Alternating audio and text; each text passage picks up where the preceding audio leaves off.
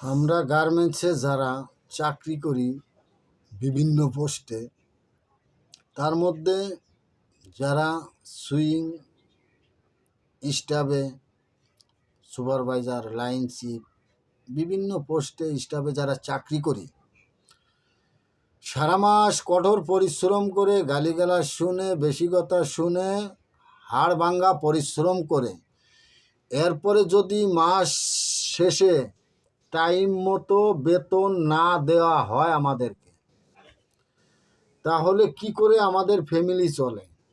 কি করে আমরা বাসা ভাড়া দেই? কি করে আমরা দোকান বিল দিব?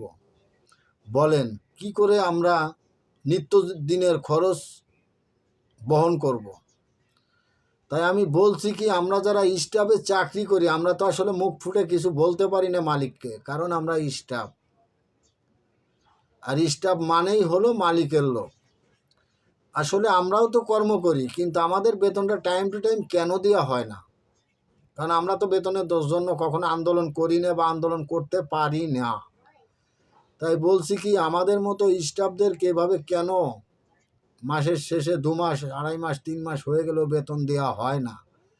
আসলে এটা কি ঠিক বলেন?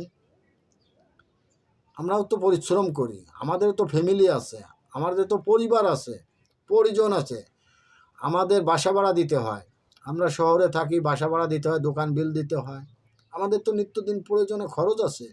তাহলে কেন আমাদের বেতনটা টাইম টু টাইম দেওয়া হয় না বলেন? ধন্যবাদ সবাই। ভিডিওটি ভালো লাগলে শেয়ার করে দিবেন।